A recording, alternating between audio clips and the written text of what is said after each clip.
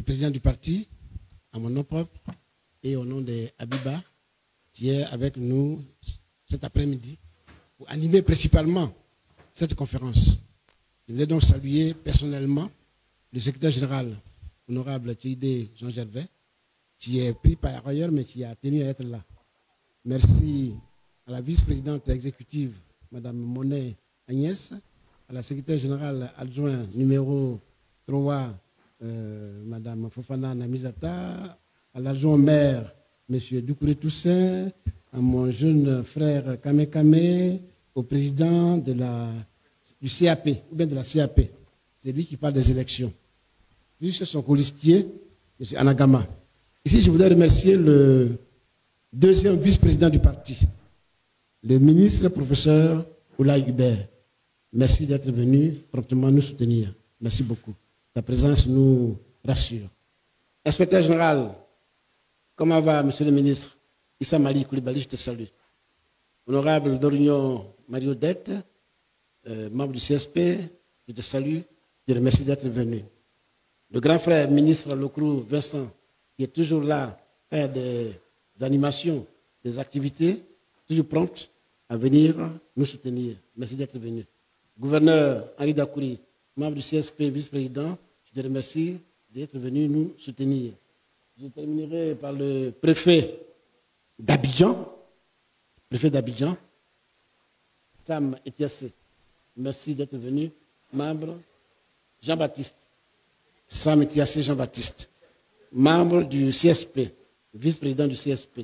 Derrière eux, il y en a beaucoup qui sont là. Le grand frère Dédi Seri, l'honorable Akebie Marie, l'honorable, elle est par ici, l'honorable Zaya Berthe, Polo Dominique, mon ami, mon complice de tous les jours, Soro Coton.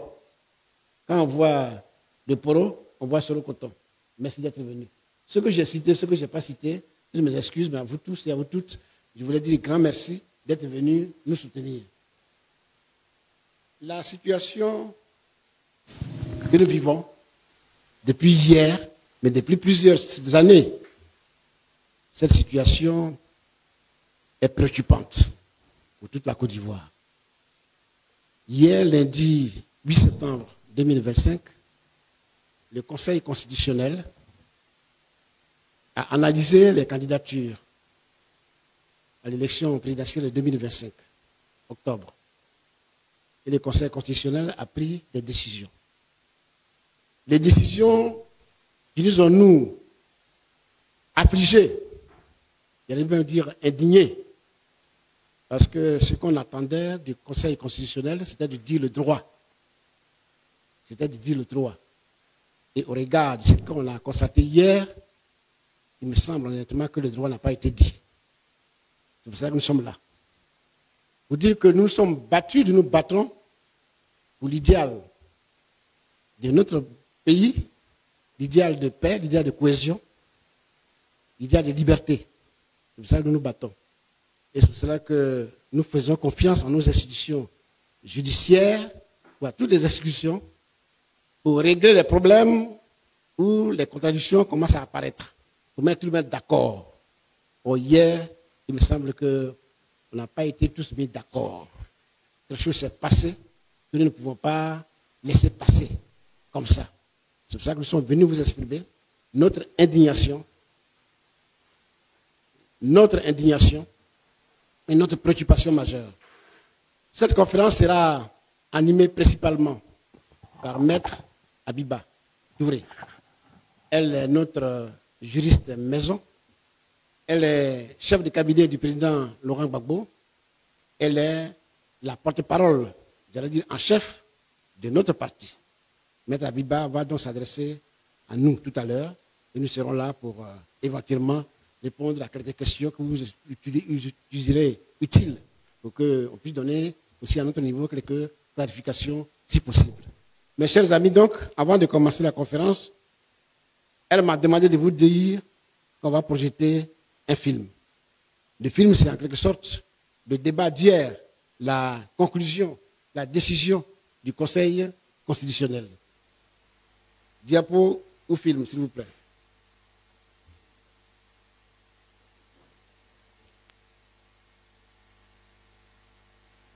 Gbagbo Laurent, né le 1er janvier 1945 à Babri Gagnoa, historien, investi par le Parti des peuples africains, Côte d'Ivoire, a déposé sa déclaration de candidature à la commission électorale indépendante le 25 août 2025, accompagné de toutes les pièces requises. Considérant que par requête enregistrée au secrétariat général du Conseil constitutionnel le 31 août 2025, le Parti des peuples africains, Côte d'Ivoire, représenté par M. Koné Katina Justin, président du Conseil stratégique et politique du dit parti, expose que M. Gbagbo Laurent, qui a figuré sur la liste électorale, en a été irrégulièrement radié et sollicite la recevabilité de la candidature de celui-ci. Qu'au soutien de sa requête, le PPACI explique que la radiation de M. Gbagbo Laurent de la liste électorale est fondée sur une décision de condamnation prononcée par une juridiction incompétente pour des faits relevant de l'exercice de ses fonctions présidentielles qui ne peuvent être poursuivies que devant la haute cour de justice. Que cette décision de justice ne lui a pas été signifiée. Qu'en outre, depuis son acquittement définitif par la Cour pénale internationale le 31 mars 2021, M. Gbagbo Laurent remplit pleinement les conditions de l'amnistie du 6 août 2018. Que par ailleurs, le Comité des droits de l'homme des Nations Unies a invité le 20 août 2025 l'État de Côte d'Ivoire à prendre toutes les mesures nécessaires pour garantir les droits politiques de M. Gbagbo Laurent, conformément à l'article 25 du Pacte international relatif aux droits civils et politiques. Que poursuivant, il indique que la condition d'éligibilité tenant à la qualité d'électeur doit être écartée de l'analyse juridique de la candidature de M. Gbagbo Laurent en raison de la suprématie de la Constitution sur les lois, notamment le code électoral, que seules doivent prévaloir les conditions d'éligibilité prévues à l'article 55 de la Constitution. Qu'il conclut que rien, ni en droit ni en fait, ne saurait faire obstacle à la candidature de M. Gbagbo Laurent à l'élection présidentielle. Considérons cependant que les moyens tirés de l'irrégularité de la radiation de M. Gbagbo Laurent de la liste électorale, du bénéfice de la loi d'amnistie ci-dessus indiquée et du communiqué du Haut Commissariat aux droits de l'homme des Nations Unies invoqué par le PPACI sont relatifs au contentieux de l'inscription sur la liste électorale, lequel relève de la compétence exclusive de la Commission électorale indépendante et des tribunaux de l'ordre judiciaire. Qu'ainsi, la juridiction constitutionnelle est incompétente pour connaître de ses chefs des demandes. Considérons qu'il résulte de la lecture combinée des articles 3, 17 et 48 du Code électoral que tout candidat à l'élection du président de la République doit avoir la qualité d'électeur comme étant régulièrement inscrit sur la liste électorale. Que n'étant pas inscrit sur la liste électorale, M. Gbagbo Laurent n'a pas la qualité d'électeur. Considérant sur le moyen tiré de l'application exclusive de l'article 55 de la Constitution relative aux conditions d'éligibilité à l'élection du président de la République en raison de la primauté de la Constitution sur le code électoral, il importe d'indiquer que l'article 51 alinéa 2 de la Constitution dispose les conditions du recours au référendum ainsi que les modalités de l'élection du président de la République et des membres du Parlement sont déterminées par la Constitution et précisées par une loi organique. Qu'ainsi, la loi à laquelle la Constitution renvoie à l'espèce n'est autre que le Code électoral adopté par référendum les 23 et 24 juillet 2000, puis modifié par ordonnance du 8 avril 2020 portant révision du Code électoral, lequel code est en valeur et qui précise en ses articles 3, 17 et 48 que pour être éligible, il faut être électeur, inscrit sur une liste électorale, ne contrarie en rien les droits civils et politiques et sont conformes aux dispositions du pacte international relatif aux droits civils et politiques de 1966. Qu'au demeurant, il y a lieu de relever que dans le cadre de l'examen de l'éligibilité des candidats à l'élection du président de la République, le Conseil constitutionnel a de façon constante exigé la qualité d'électeur comme condition d'éligibilité. Considérant au surplus que la liste de parrainage produite par M. Gbagbo Laurent comporte plusieurs parrainages invalides, notamment faux numéro de pièce d'identité 33 078, faux numéro d'électeur 7038, parrainage en double sur la même liste 37, parrainage déjà accordé à un autre candidat 2458, région et ou identité erronée 17 996, électeurs de la diaspora 4, soit 60 661 invalidations. Considérons que M. Gbagbo Laurent a collecté régulièrement 54 977 parrainages sur 75 003 requis, soit un déficit de 20 026 parrainages. Considérant que l'application de l'article 54 du Code électoral qui confère aux candidats le droit de procéder au remplacement des parrainages annulés pour cause de tout parrainage dans un délai de 48 heures, qui est de 2458 parrainages, ne peut permettre de combler ce déficit.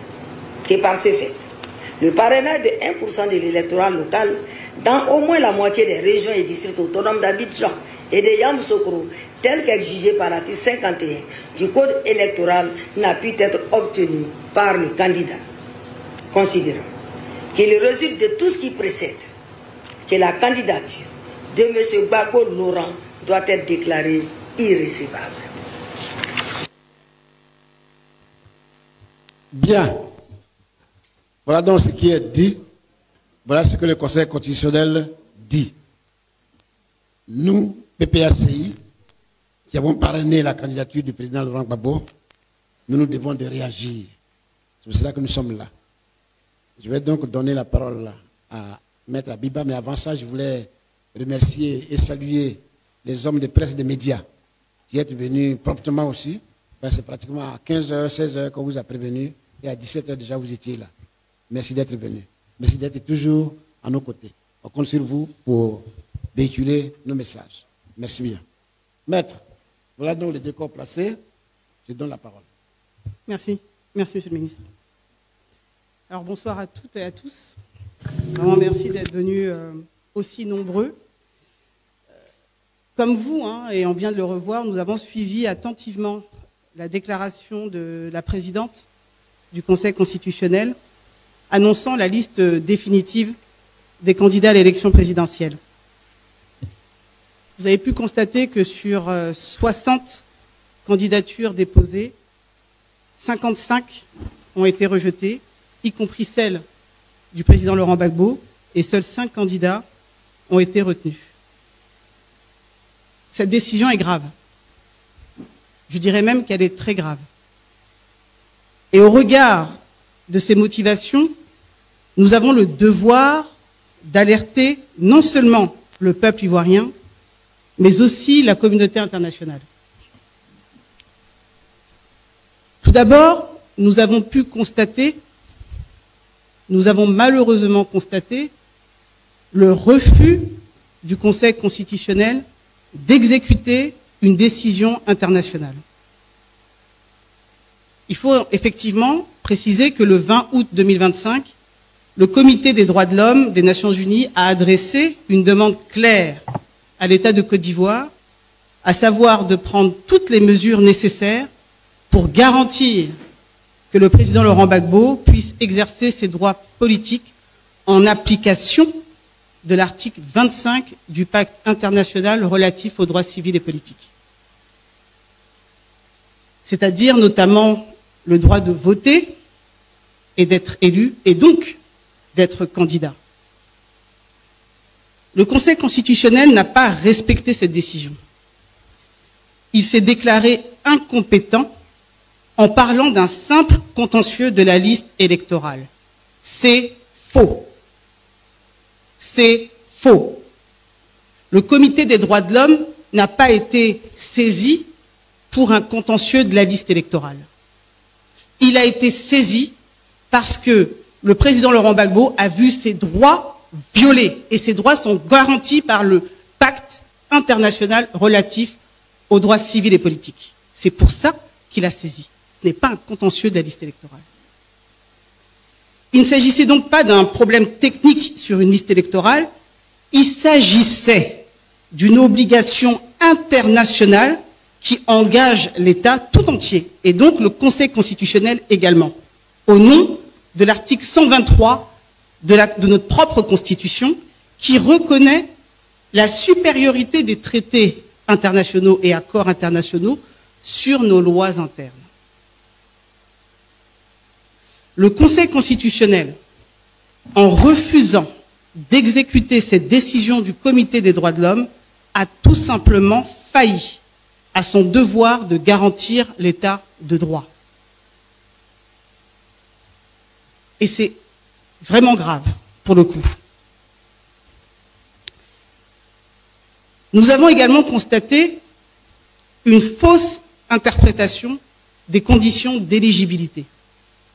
Notre Constitution, la Constitution ivoirienne, en son article 55, est limpide. Ça ne souffre d'aucune ambiguïté. Pour être candidat à l'élection présidentielle, il faut avoir au moins 35 ans, être exclusivement ivoirien, jouir de ses droits civils et politiques et être né de père ou de mère ivoirien d'origine. Rien d'autre. Aucune mention d'une inscription obligatoire sur une liste électorale. Pour contourner cela, le Conseil constitutionnel évoque l'article 51 de la Constitution qui permet à une loi organique de préciser les modalités de l'élection présidentielle. Mais ce que le Conseil constitutionnel oublie volontairement de dire, c'est que le code électoral n'est pas une loi organique. C'est une loi modifiée par une ordonnance rendue par le chef de l'État, président du RHDP, et qui est aujourd'hui candidat à l'élection présidentielle. Et surtout, j'insiste là-dessus, une modalité n'est pas une condition d'éligibilité. Une modalité n'est pas synonyme d'une condition. Ajouter une condition qui n'existe pas dans la Constitution, comme celle d'être inscrit sur la liste électorale, revient purement et simplement à violer la Constitution. Autre point inquiétant, le Conseil constitutionnel affirme que le président Laurent Gbagbo n'aurait pas obtenu assez de parrainage.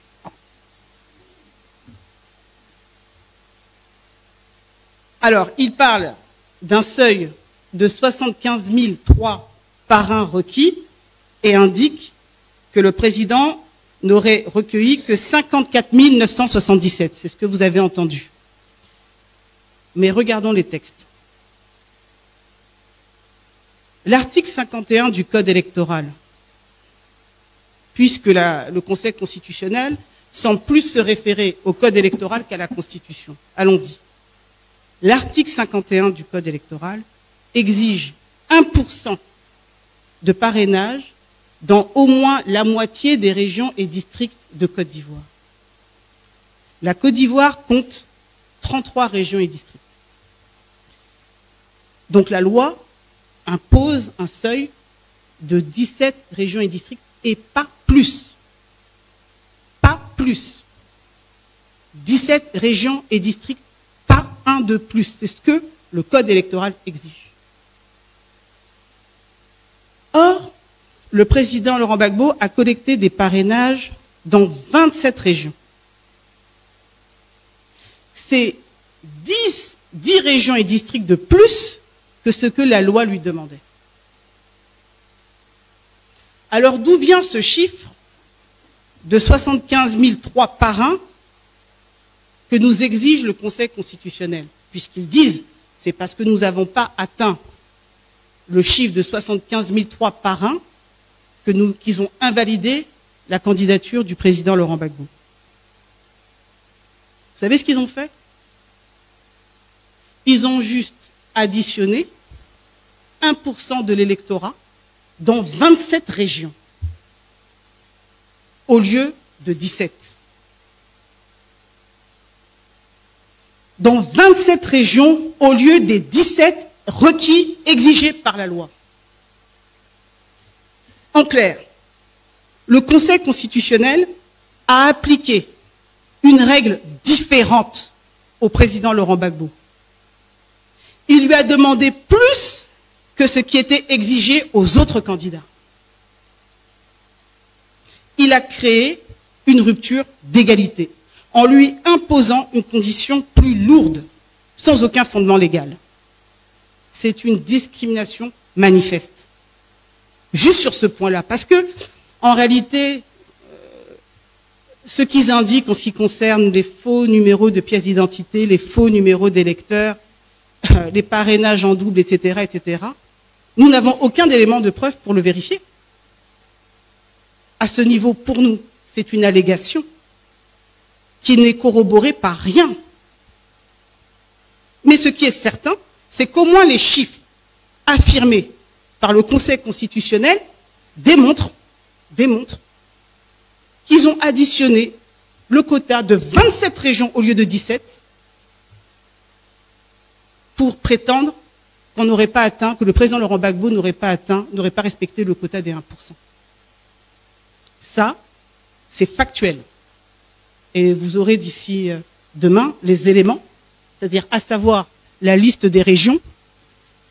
Vous m'entendez? Vous m'entendez?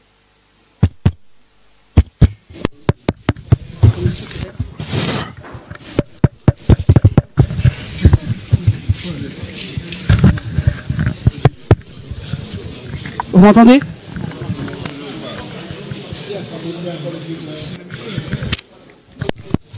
Ça devient grave.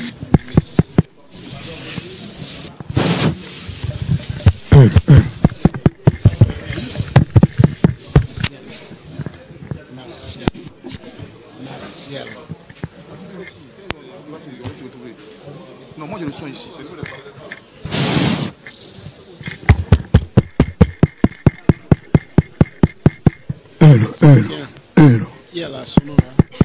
C'est bon? C'est bon, merci.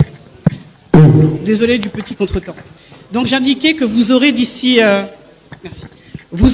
demain, en fait, une brochure complète, hein, c'est-à-dire à savoir, et vous verrez clairement qu'effectivement, voilà ce qu'a fait le Conseil constitutionnel. Rupture d'égalité, il est demandé au président Laurent Gbagbo 27 régions.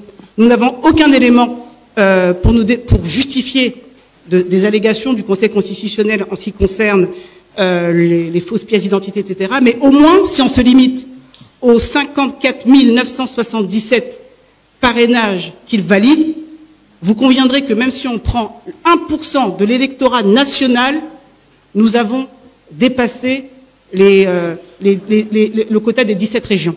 Si on prend la moitié, on a dépassé le quota des 17 régions, puisqu'on devrait tourner aux alentours de 46 000, hein, si je ne me trompe pas. Bon, voilà. Donc, voilà ce qui a été fait. Autre fait troublant, nous avons formulé plusieurs réclamations au Conseil constitutionnel. Parmi celles-là, il y avait la rectification du nom d'une candidate, Madame Simone Hilvé, qui continue d'être appelée épouse Gbagbo dans les documents officiels, alors que le divorce est acté et définitif. La deuxième réclamation consistait à l'inéligibilité d'Alassane Ouattara pour un 4e mandat, en violation de l'article 55 de la Constitution. Sur la première, le Conseil constitutionnel s'est déclaré incompétent. Mais sur la seconde, il a jugé notre réclamation irrecevable. Parce que notre candidat Laurent Gbagbo avait été déclaré lui-même irrecevable. Donc nous serions plus recevables à faire des réclamations. Je résume. Pour la première réclamation, il se déclare incompétent. Ça signifie qu'il ne conteste pas notre recevabilité, mais il se déclare incompétent pour se prononcer sur le nom d'une candidate. Mais sur la deuxième réclamation concernant l'inéligibilité d'Alassane Ouattara, là, il nous déclare irrecevable. C'est-à-dire qu'il ne développe même pas. Il nous déclare irrecevable. Pourquoi alors avons-nous été recevables dans un cas et irrecevables dans l'autre? Ce deux poids, deux mesures ne s'explique pas dans une même décision par rapport aux mêmes demandeurs. Soit nous sommes irrecevables pour tous, soit nous sommes recevables pour tous, mais on ne peut pas, dans un cas, être recevable et dans l'autre cas, être irrecevable. Mais nous notons que quand il s'agissait de protéger le nom du président Gbagbo utilisé par un autre candidat, on nous répond « vous êtes recevable, mais on est incompétent ». Mais quand il s'agit de contester un quatrième mandat de M. Alassane Ouattara, on nous dit « vous êtes irrecevable ». Tout de suite. Cela ne peut que nourrir des doutes sur l'impartialité du Conseil constitutionnel qui refuse manifestement de prendre en considération les arguments difficilement contestables sur le quatrième mandat voulu par M. Alassane Ouattara. L'attitude du Conseil constitutionnel face à la Constitution interroge donc. Ça nous interroge. En effet, l'article 127 de la Constitution, là c'est un autre exemple que je vous donne, pour montrer à quel point le Conseil constitutionnel, dans son application, dans son respect de la Constitution, est problématique. Vous avez l'article 127 de la Constitution, qui prévoit que la CEI, donc la Commission électorale indépendante, doit publier la liste provisoire des candidats. Ça, c'est constitutionnel. La Constitution le dit clairement, c'est la Commission électorale indépendante qui publie la liste provisoire des candidats. Et le Conseil constitutionnel, lui, doit publier la liste définitive des candidats 15 jours avant le premier tour du scrutin.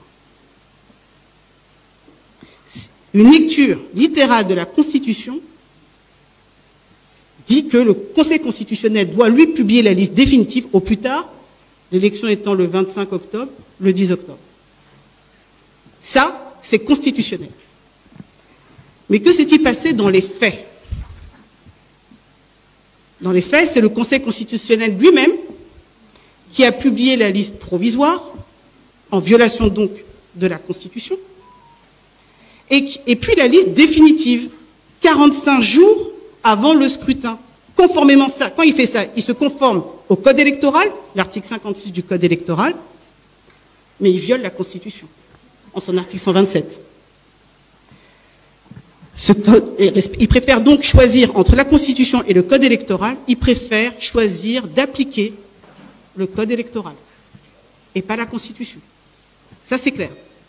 C'est factuel. Vous pouvez vérifier. Article 127 de la Constitution. Ce code électoral, en plus, et je le rappelle et j'insiste, qui a été modifié par ordonnance du chef de l'État Alassane Ouattara, qui est aussi candidat à l'élection présidentielle et président du RHDP.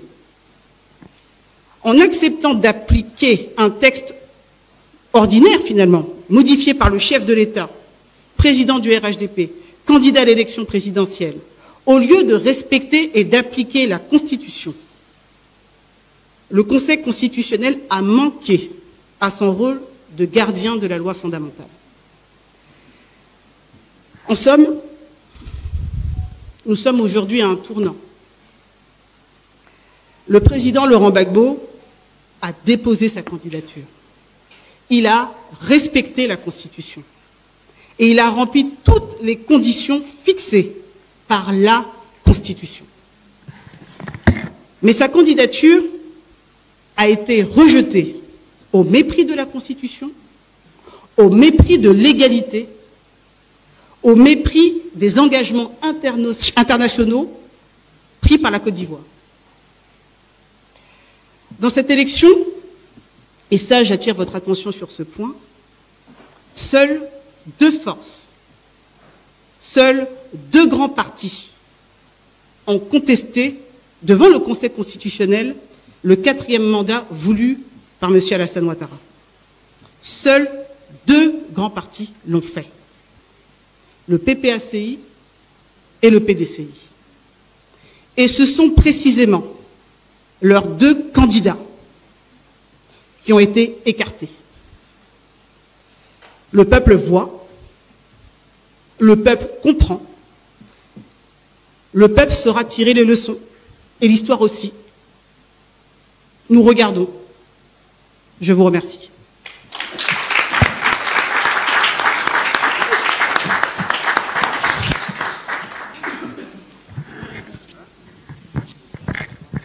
Bien. On entend, chers consoeurs, chers confrères, on entend vos questions. Questions, Maître Pex, est-ce qu'on prend 3, 4 questions, on répond et après on prend une autre série ou bien on répond au fur et à mesure? 4. S'il vous plaît, les portables, vous les mettez sous silence, s'il vous plaît. Oui. Monsieur en t-shirt orange, votre nom d'abord. Votre nom. On prend une série de 4 d'abord. D'accord. Je suis Sapel Monet de l'Intelligent d'Abidjan et l'Intelligent TV. D'accord. Merci. Quelqu'un d'autre, s'il vous plaît? Oui. Samuel.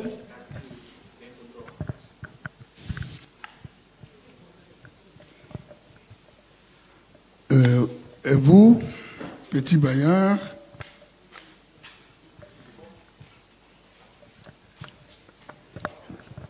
La voix originale. Non, 4e question. 4e question, s'il vous plaît. OK. Maître, Monsieur le ministre, on n'a que 3 questions. Le confrère de l'Intelligent d'Abidjan va poser sa question après s'être présenté. Merci beaucoup pour cet exposé. Moi, je voudrais vous emboîter certainement le pas. Ça sera de savoir, après ces constats négatifs que vous faites sur le résultat du Conseil constitutionnel, quelle sera la suite? Qu'est-ce que vous allez faire concrètement? C'est à ça que nous nous attendons tous ici, en fait. Merci. Merci. Question directe. Samuel de l'Infodrome. Alors, bonsoir, madame, messieurs les conférenciers, bonsoir à tous. Je suis Samuel Kadio, journaliste à l'Infodrome. Alors, je vais rebondir sur la question de mon confrère. Alors, le Conseil constitutionnel a acté l'élimination du candidat Laurent Gbagbo. Face à cette exclusion, quelle sera la stratégie du PPACI pour le scrutin du 25 octobre? Boycott, appel à la mobilisation ou soutien à un autre candidat? Une alliance avec d'autres candidats de l'opposition encore en lice? S'il vous plaît. Billon, Domelo, Simone Gbagbo, Lagou, est-elle envisagée? Merci. Merci, chers confrères de l'Infodrome. On va passer la parole à Petit Baya de La Voix originale. Merci. Yannick Baya de La Voix originale. Tout à l'heure, quand on a vu l'élément vidéo de Madame Nanaba Kamara, elle dit la primauté de la Constitution. Elle parle de primauté de la Constitution sur le code électoral. Ensuite, elle dit que le code électoral a été adopté par référendum. Est-ce que c'est juste? Deuxième question, le président Laurent Gbagbo a eu plus de 54 000 parrains. Quel est le quota qu'il devrait avoir normalement pour que son dossier soit recevable? Pex, on a bouclé les 3 questions. S'il vous plaît, vous pouvez répondre.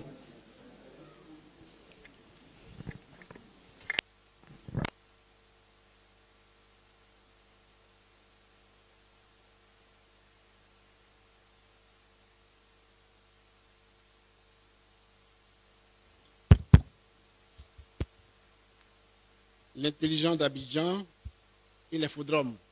C'est bien ça, hein, Samuel. La question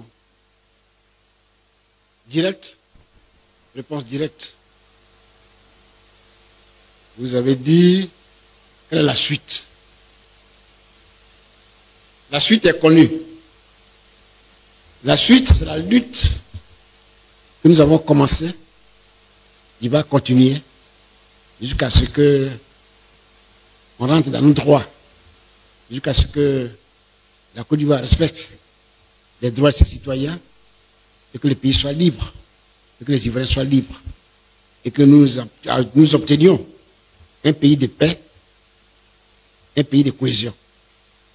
Donc la lutte que nous avons commencée depuis, vous dites que Laurent Gbagbo doit être sur la liste électorale à l'époque, mais surtout il doit être candidat à l'élection présidentielle, c'est cette lutte-là que nous allons mener. C'est cette lutte-là que nous allons mener. Parce qu'aujourd'hui, au jour d'aujourd'hui, les organisations internationales nous emboîtent le pas. On a donné l'exemple tout à l'heure de la Commission des droits de l'homme de l'ONU. Donc on n'est plus seul. Et c'est cela que les gens ne veulent pas respecter. J'ai dit à quelqu'un qui m'a interrogé sur ce sujet un jour, il disait que la Côte d'Ivoire a refusé d'appliquer une première décision de ce genre, qui avait été prise par la Cour internationale, la Cour africaine des droits de l'homme. La Côte d'Ivoire a refusé d'appliquer, et la Côte d'Ivoire est sortie de la Commission des droits de l'homme et du peuple de l'Union africaine. J'attendais aujourd'hui que la Côte d'Ivoire sorte des Nations Unies. C'est ça que nous attendons. Donc la dame qui a prononcé son verdict doit appliquer, elle a dit avant moi, la décision de la Commission des droits de l'homme de l'ONU. Donc la bataille politique va continuer. À cela, il faut ajouter la bataille politique concernant le 4e mandat du président Ouattara. Vous savez ce qu'on a dit sur le 4e mandat? Nous sommes aujourd'hui engagés à lutter contre ce 4e mandat. Donc, chers amis, la question directe, réponse directe. Voilà ce que je peux dire. Ça rejoint la stratégie dont a parlé Infodrome. Nous avons le temps de mettre des stratégies en place, mais ce n'est pas ici qu'on va vous parler de notre stratégie. Nous sommes un parti politique qui se respecte. Donc, ce genre de dossiers, les règles au niveau du parti politique. Nous avons le temps. Nous sommes aujourd'hui 9 septembre. Les élections ont lieu le 25 octobre. Nous avons le temps de malaxer tout ça et venir vous dire un jour ce qu'on a décidé. Pour l'heure, nous sommes dans la lutte politique pour, disons, le refus du 4e mandat et pour la candidature du président Laurent Gbagbo. Je vous remercie. Merci, je vais répondre donc, aux 2 dernières questions. Alors, est-ce que la loi a été adoptée par référendum? La loi initiale, oui. Ce qu'on indiquait, c'est qu'elle a été adoptée par référendum et ensuite modifiée par un certain nombre d'ordonnances, dont la dernière est une ordonnance prise par M. Alassane Ouattara. Mais en réalité, ça change quoi? Puisque quand on lit l'article 51, et je vais vous en faire lecture, l'alinéa qu'elle a visé, il dit ceci: les conditions du recours au référendum ainsi que les modalités de l'élection du président de la République et des membres du Parlement sont déterminées par la Constitution et précisées par une loi organique. Je dis et je répète que le code électoral n'est pas une loi organique. C'est pas une loi organique. Et je dis et je répète, quand on lit la Constitution, les modalités de l'élection du président de la République, les modalités de l'élection du président de la République, ce ne sont pas les conditions de l'élection à la présidence de la République. Ce sont 2 choses différentes. Donc, clairement, je veux bien qu'on vise l'article 51, mais il ne faut pas faire dire à l'article 51 ce qu'il ne dit pas. En aucun cas, l'article 51 ne permet à quiconque de rajouter des conditions à celles fixées par la Constitution. En ce qui concerne le quota qu'il devait avoir pour remplir les conditions, ce sont les conditions fixées par le code électoral, et qui sont assez claires. On demande 1% dans au moins la moitié des régions et des districts du pays. Voilà, 1% dans au moins la moitié des régions et des districts du pays. Tout à l'heure, je vous ai dit, si on essaie de schématiser, à partir du moment où on doit avoir un corps électoral national d'environ 8 400 et quelques mille électeurs, 1%, on doit tourner aux alentours de 84 000, 85 000. La moitié, on tourne aux alentours de 43 000, 45 000, allons-y, 45 000. Ça, c'est si on fait une application globale. Bon. Mais eux-mêmes, sur les 45 000, si on doit faire cette lecture-là, le président aurait obtenu, selon eux, parce que nous estimons que ce chiffre a été revu au rabais pour les besoins de la cause, mais eux-mêmes reconnaissent à minima 54 977. Bon. Mais ce qu'on dit, et ça, je vous invite vraiment vous-même à le vérifier, c'est qu'à partir du moment où elle estime que le président Laurent Gbagbo aurait dû atteindre 75 003 parrainages, elle a appliqué au président Laurent Gbagbo une condition qu'elle n'a pas appliquée aux autres. Mais elle a appliqué au président Laurent Gbagbo une condition non prévue par le code électoral. Ça, c'est clair. Enfin, je veux dire, 75 000, vous allez voir, on va vous communiquer la liste des 27 régions. Qu'est-ce qu'ils ont fait? Ils ont pris la liste des 27 régions où le président Laurent Gbagbo a été parrainé. Ils ont pris la liste. Ils ont additionné. Ils ont défalqué... Comme ça. Non. Ils ont défalqué de tout plus de 60 000 électeurs. Voilà, bim, on nous enlève plus de 60 000 électeurs. Plus de 60 000 parrains, excusez-moi. Et puis ils disent, bon voilà, vous avez que 54 000.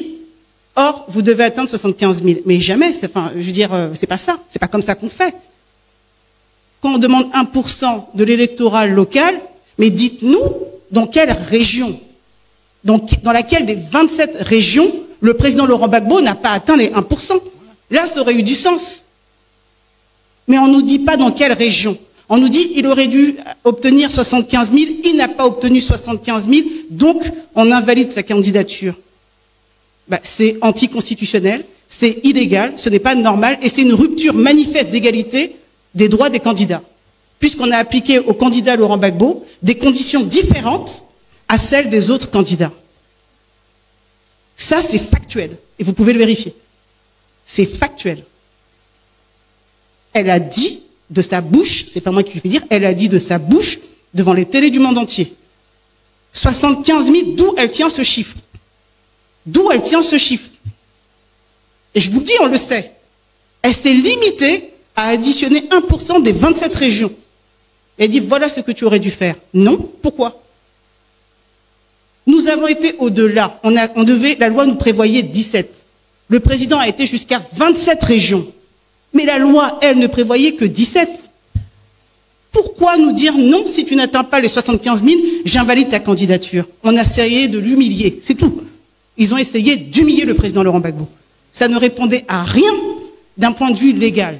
À rien. Et c'est une rupture manifeste d'égalité. Donc voilà ce que je pouvais vous dire. Dis-moi. Dans cette tentative d'humiliation concernant le parrainage, ils nous ont volé 8 443 parrains qu'on ne retrouve pas. J'explique. Quand on est allé déposer des dossiers, nous avons comptabilisé 124 081 parrains au total. Si je fais mon petit calcul, sauf erreur ou omission de ma part, 60 661 invalidés, plus de 54 977 validés, qu'est-ce qu'elle dit?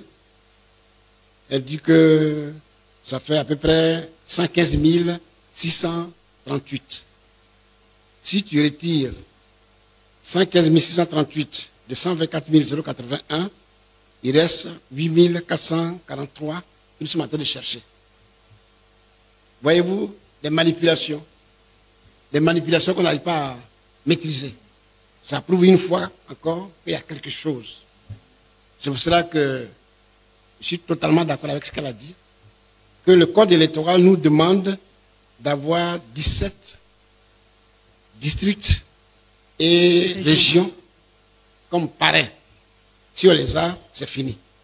Donc on prend région par région et on nous dit voilà ce que le président Babou a obtenu, voilà ce qu'il n'a pas obtenu. et on nous donne 48 heures pour compléter éventuellement si on avait des problèmes.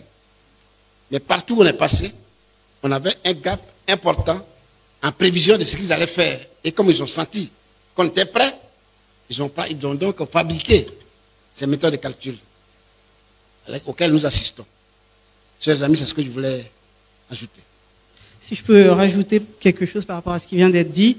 Bon, on va voir le caractère complètement approximatif, pour ne pas dire précipité, de ce qui a été fait dans le cadre de la motivation de la décision contre le président Laurent Gbagbo.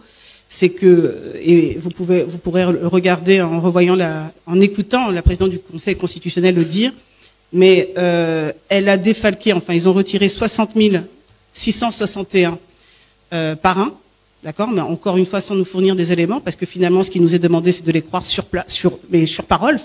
Donc on peut quand même émettre un sérieux doute à les croire sur parole au regard de tout ce qu'on vous a indiqué précédemment. Mais en tout cas, ils nous demandent de les croire sur parole et ils ont défalqué, selon les chiffres qu'ils ont donnés, 60 661. Sauf que lorsque vous faites même l'addition de ce qu'elle relève en faux numéro de pièce d'identité, faux numéro d'électeur, etc., on tombe à 60 611. C'est-à-dire que même dans leurs calculs, ils ne sont pas justes. Les calculs sont vraiment totalement approximatifs. C'est pour vous dire que, quelque part, ça trahit une certaine précipitation. Je ne parlerai pas, je n'irai pas plus loin parce qu'il s'agit quand même, et c'est grave, de notre Conseil constitutionnel, et c'est dramatique pour la Côte d'Ivoire. C'est vraiment dramatique. Mais en tout cas, ce qui est flagrant, c'est vraiment le fait qu'on a voulu neutraliser le candidat Laurent Gbagbo. Donc voilà ce que je voulais rajouter. Merci beaucoup. Bien, dernière liste, s'il vous plaît. Oui. Vous, monsieur.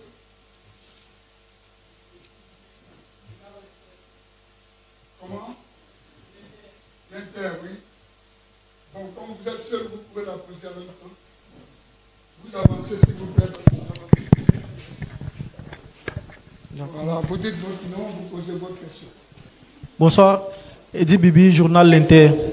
Le président Laurent Gbagbo, lors d'une sortie publique, a dit que le PPACI ira aux élections. Malheureusement, sa candidature n'a pas été retenue par le Conseil constitutionnel.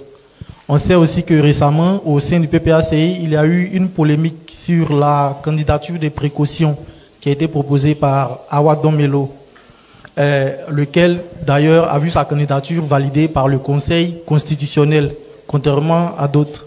Donc, au regard de cette situation, vu que les décisions du Conseil constitutionnel ne sont pas susceptibles de recours, est-ce que désormais le PPACI envisage de demander à M. Awa Domelo d'offrir sa candidature au PPACI, sa candidature de précaution, comme il l'avait proposé auparavant?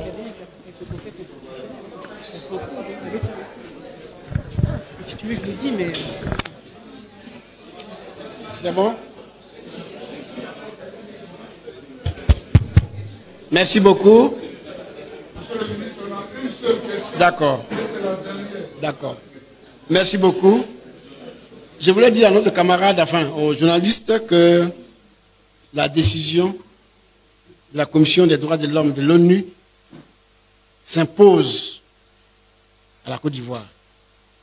Elle n'a rien à voir avec le Conseil constitutionnel. Elle s'impose à la Côte d'Ivoire. On l'exécute ou on ne l'exécute pas. C'est pour ça que je vous ai dit tout à l'heure qu'il était de bonne loi que la Côte d'Ivoire se retire de l'ONU pour ne pas appliquer cela. Comme elle s'est retirée de la Commission des droits de l'homme et du peuple de l'Union africaine. Comme c'est africain là, on s'est retiré tranquillement. C'est ici qu'on les attend. Qu'ils se retirent, et puis comment on est tranquille, ils ne vont pas appliquer la décision. Mais elle s'impose à la Côte d'Ivoire. Donc, l'histoire des candidats ou pas candidats. C'est pour ça que je vous ai dit que la lutte politique continue. La lutte politique continue. Parce que nous, on est candidats pour les élections de 2025 octobre. C'est ce qu'on a bien de dire. Il faut que ça soit clair. Alors, il n'y a pas de question là-bas. Alors, ne pas dans tous les sens dans un débat. Aujourd'hui, nous sommes venus vous parler de ce que le Conseil constitutionnel a fait à Gbagbo. Il n'y a pas d'autres questions. Si ce n'est pas ça, ce n'est pas la peine de nous poser d'autres questions. OK? Voilà. Non, c'est bon, je pense que ça a été très clair. Oui, monsieur, Non, il n'y a pas de... Le journaliste, Avancez, s'il vous plaît. Si vous êtes journaliste,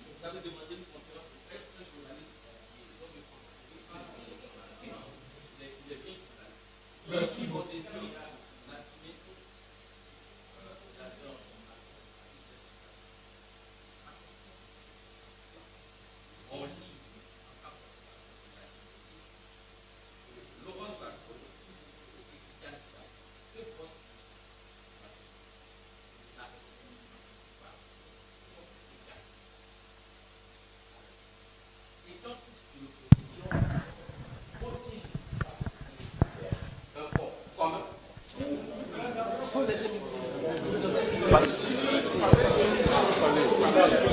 Laissez-le parler, laissez-le parler.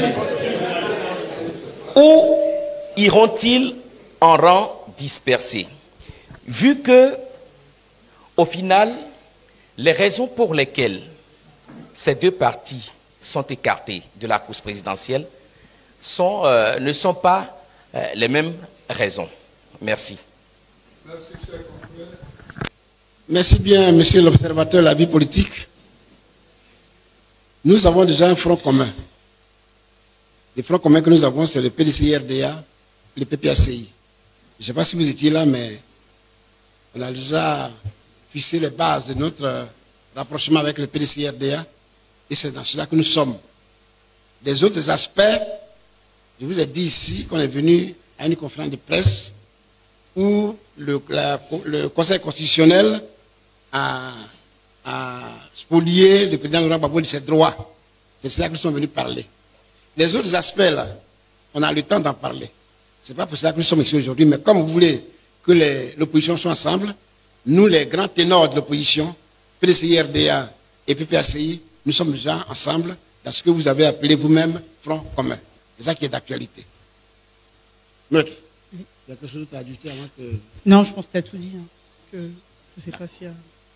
Merci, camarades. Je vais conclure. Je vais conclure en disant que pour nous, il n'y a pas d'autre alternative concernant la candidature du président Laurent Gbagbo. Nous sommes convaincus que le président Laurent Gbagbo sera candidat à l'élection présidentielle. Je vous le dis clairement. Parce que ce n'est plus nous qui le disons. Ils sont ses propres gars qui le disent. Des gens avec qui M. Ouattara a travaillé pour être au pouvoir en Côte d'Ivoire. Ce sont les mêmes personnes qui le disent aujourd'hui. Vous savez ce qui s'est passé en 2010, 2011, en Côte d'Ivoire. Le président Laurent Gbagbo est, j'allais dire, envoyé jusqu'à La Haye après Korogo. Il y a passé 8 ans comme prisonnier. Il est sorti, blanchi totalement. Il a passé 2 ans en exil. Il est rentré en Côte d'Ivoire. Donc, ce monsieur-là, qui hier était vilipendé par le monde entier, on reconnaît aujourd'hui sa valeur d'homme intègre. Il a bravé la justice internationale, il est revenu. C'est cette même justice internationale qui dit à M. Ouattara, pour parler de la commission des droits de l'homme, il faut que le président Laurent Gbagbo soit candidat à l'élection présidentielle. Nous allons poursuivre cette voie, dans cette voie, en disant ce que nous avons toujours dit, mais nous allons nous focaliser sur cela, d'abord. Et deuxièmement, nous avons une bataille à mener contre le 4e mandat de M. Ouattara. Ça a été dit et c'est clair. Là aussi, nous allons continuer la même lutte politique. Vous l'a dit, nous menons la lutte politique pacifique selon les règles, selon la Constitution, selon les moyens que la Constitution nous donne. Parce qu'on est trop vite allé en besogne quand ces choses, on va les noyer. Nous mènerons cette lutte selon les moyens que la Constitution de la Côte d'Ivoire met à notre disposition. On va la mener crânement jusqu'au bout. C'est pour cela que, en guise d'appel, que j'avais à lancer aux camarades militants du PPACI, aux camarades militants du PDCI-RDA, nous sommes dans un front commun, aux sympathisants, aux démocrates de Côte d'Ivoire, c'est de tout faire pour que nos droits soient respecter. C'est de tout faire pour faire barrage au 4e mandat. Alors, si on ne fait rien et que le 4e mandat prospère, c'est notre pays qui s'est confronté à des problèmes futurs. On ne le dit pas pour Laurent Gbagbo seulement, on le dit pour la Côte d'Ivoire. On le dit pour la Côte d'Ivoire. C'est-à-dire, si on se joue à ce jeu-là et que tout cela prospère, c'est le pays que nous voulons construire là, que nous sommes nous-mêmes en train de détruire. C'est pour ça que nous nous battrons pour que la constitution ivoirienne soit respectée. Je vais répondre à quelqu'un qui a dit que la décision de la constitution n'est recours, non. Et en dernier recours. En dernier recours. Dernier recours, décision de dernier recours. Nous sommes à Côte d'Ivoire. Hein. Ici, les constitutions sont susceptibles de recours. Ici à Côte d'Ivoire, les décisions du Conseil constitutionnel sont susceptibles de recours. Vous êtes jeune, donc vous n'avez pas encore peut-être appris ça, mais on ne l'a pas entendu, mais on sait, on est ici. C'est le seul pays où la Constitution, le Conseil constitutionnel décide et le lendemain on dit non, il faut dire autre chose. Ça s'est passé ici. Donc, entre nous, soyons humbles et avançons tranquillement pour notre pays. Je disais donc non. Justement par rapport à ça, parce que ce que tu dis est tellement juste, c'est tellement juste. Et puis il faut quand même rappeler, parce qu'on a tendance à l'oublier, mais le Conseil constitutionnel n'est pas au-dessus de la Constitution. Le Conseil constitutionnel n'est pas au-dessus de la Constitution. Donc quand le Conseil constitutionnel viole la Constitution, il se décrédibilise et perd toute légitimité. Merci.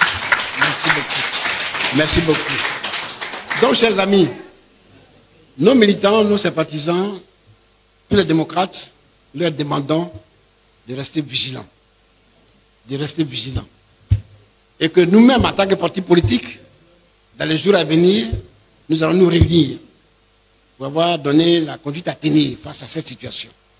Aujourd'hui, nous sommes venus pour parler de la situation, disons, de la décision du Conseil constitutionnel vis-à-vis de notre candidat. Pour le reste, faites confiance au parti. Nous sommes en train de travailler. Nous allons réunir les instances du parti et on vous reviendra pour ce qu'on a à faire. Chers amis, c'est sur ces notes que je voulais, au nom de Abiba Touré Maître, au nom de tous les camarades qui sont venus nous soutenir, vous dire à vous les journalistes qu'on se donnera rendez-vous pour une autre fois, que nous sommes en train de travailler pour dire à nos militants ce qu'il y a à faire. Mais laissez-nous statuer dans les différentes instances de notre parti. Je vous remercie. Merci.